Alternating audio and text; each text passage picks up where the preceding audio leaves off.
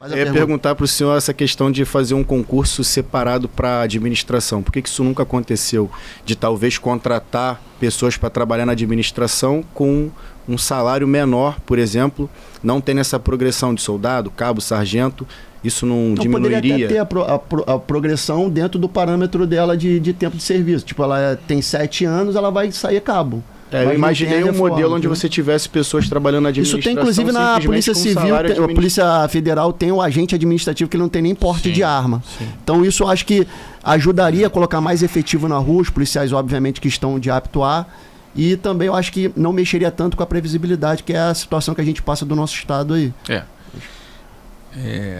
A gente tem alguns modelos, né, que a gente acompanha até em outras corporações. Eu, no último reunião que a gente teve em Brasília,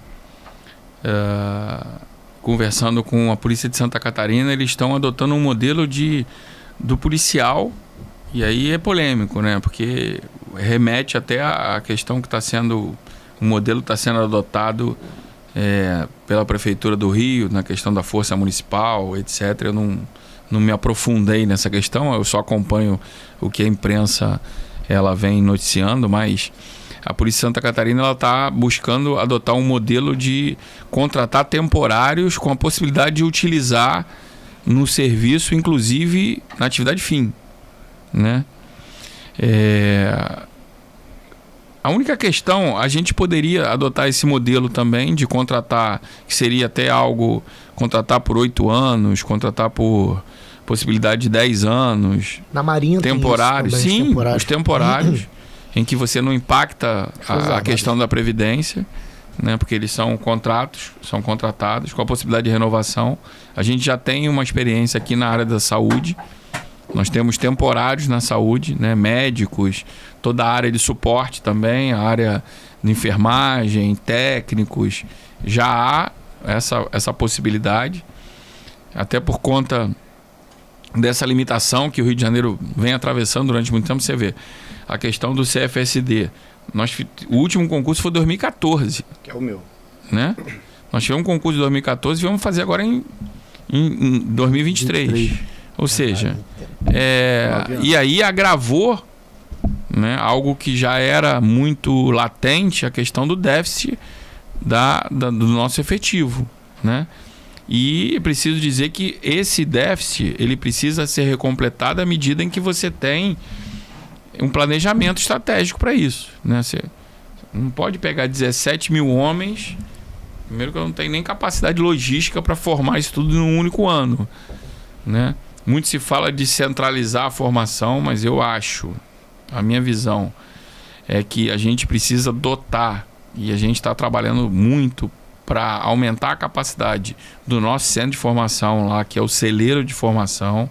Eu entendo que o policial, o recruta ou o aluno da academia, ele precisa estar num ambiente acadêmico ali, respirando aquela questão da formação. A formação descentralizada ela tem diversos problemas, porque hoje se falou muito, há 10 anos atrás se fazia, mas há 10 anos atrás se tinha no batalhão a demanda que se tem hoje. Porque formar, para aqueles que já passaram por unidade de ensino, formar e dar aula e formar uma turma é algo extremamente trabalhoso.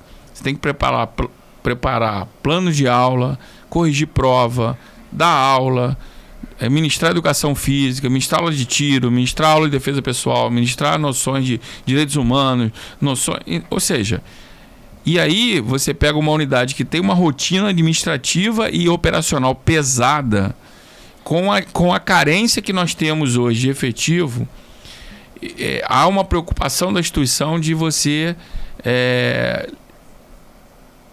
impactar negativamente o processo de formação. Então, eu tenho trabalhado muito, investido muito na questão do Cefap, na própria academia, para a gente formar adequadamente policiais num número cada vez maior de maneira adequada. Existem vários, dessa pergunta que você fez específica, vários processos em curso para a gente trabalhar nessa questão do pessoal administrativo. Há hoje a questão do tarefa tempo certo, que a gente recontrata também os veteranos para desenvolver dentro da nossa atividade administrativa atividades para desonerar o efetivo. Agora, algo que é importante dizer aqui também, que a gente tem um número significativo de policiais afastados por condições sanitárias, né? Um número que incomoda a nossa gestão e que a gente vem trabalhando muito também incisivamente é a questão do afastamento por problemas psicológicos, né? É o que a gente chama de apto C. E é algo que eu estabeleci convênio com o Ministério Público do Trabalho, estabeleci convênio com o próprio Ministério Público do Estado do Rio de Janeiro, com o objetivo de fortalecer a rede de proteção e atenção a esses policiais. Os policiais têm a possibilidade de serem atendidos por consultórios fora, porque a gente tem aquela questão do ethos policial, né? E para nós, durante muito tempo, existe uma cultura arraigada do policial, ele é o todo-poderoso e aquele que tem um problema psicológico. E a gente é ser humano. Todos nós podemos estar suscetível a uma questão familiar, a uma questão de próprio cunho profissional que reflita na nossa saúde mental. Então, eu acho que é importante a gente estabelecer cada vez mais uma rede de proteção, de acompanhamento dos policiais, até por conta da nossa atividade ser uma atividade muito impactante para a saúde mental dos policiais, né? É uma atividade em que a gente se depara com a vida e com a morte, com acidente de trânsito com vítima fatal, atropelamento, às vezes colegas feridos em serviço. Então, tudo isso faz com que a gente precise acompanhar a esses afastamentos, né? Criar uma rede de proteção. E a gente também precisa, e acaba isso na prática acontecendo, muitos policiais que estão afastados do serviço, eles são absolvidos pela área administrativa. Acaba se especializando ali na tesouraria, no almoxarifado, na reserva de armamento, e eles acabam sendo utilizados. Então, é preciso que a gente faça essa dosagem no sentido de que você tem o aproveitamento do tempo certo, que é o veterano, que é uma possibilidade. Eu acho um programa muito bacana, que você tem muitos policiais que querem. É difícil, a gente que vive uma rotina intensa de trabalho, a gente tem um curso, inclusive, que prepara o policial para a inatividade. E eu tenho feito todas as solenidades e tenho estado presente em todas elas, que é a passagem do veterano para a inatividade. Ou seja, depois de 30 anos, eu faço questão de ir lá e dizer, em nome da corporação, quero dizer muito obrigado pelo que vocês fizeram. Muitos anos isso não aconteceu. O camarada passava para a atividade, ninguém apertava nem a mão do cara. Te dava um pedaço de ofício, aí vai lá, se apresenta lá, faz inspeção de saúde lá e já vai direto para a DVP e se vira. Antiga DIP, né? Nativo pensionista, agora é DVP. Então a gente está mudando os processos, está mudando a forma que trata a tropa, mas todos os projetos, essa questão dos temporários, a gente precisa, dentro desse acompanhamento do dinamismo, essas propostas elas precisam acontecer porque outros estados já estão usando isso. Porque hoje, cada vez mais, você tem, por exemplo, Rio Grande do Sul tem problema financeiro, Minas Gerais tem problema financeiro, Goiás tem problema financeiro. Então a Bahia, você tem vários estados que têm uma situação orçamentária difícil que cada vez mais limita a contratação de servidores. E a segurança pública é uma área que a todo momento você precisa. A população não para de crescer. Você tem uma ocupação cada vez maior, as cidades crescendo. E a demanda por segurança pública ela é incessante, né? E é o grande desafio você fazer essa dosagem do que você tem disponível. Aí tem a questão previdenciária que o Rafael falou ali, né, que você tem que se preocupar. Hoje, nós já temos um número maior. Eu falei lá no começo, nós temos 43 mil ativos, nós temos cerca de 25 mil veteranos e 23 mil pensionistas. Ou seja, se você fizer a conta, o número de inativos já passou o de ativo. Então hoje, o que se arrecada não se paga o que tem de inativo. O Tesouro tem que aportar. E cada vez mais você tem que pensar nesse tipo de contingência. O Estado tem que se programar para isso. Né? Porque segurança pública é uma competência exclusiva do Estado. Então são soluções que a gente precisa pensar a todo momento. Inclusive, dentro do que o senhor falou, tinha um colega aqui que comentou sobre isso, né? Que a população triplicou. Sim. Né? E o efetivo, ele parece que não consegue. Ele não consegue acompanhar a evolução da população. Não consegue. O Estado. E o Rio de Janeiro teve essa questão, né? E você teve no Rio de Janeiro uma outra questão, e aí. Mas a gente precisa. É uma constatação. Você teve durante muitos anos, e em 2012 foi o auge do programa. Você teve, durante muitos anos, todos os policiais que se formavam nos bancos escolares da corporação foram destinados às UPPs.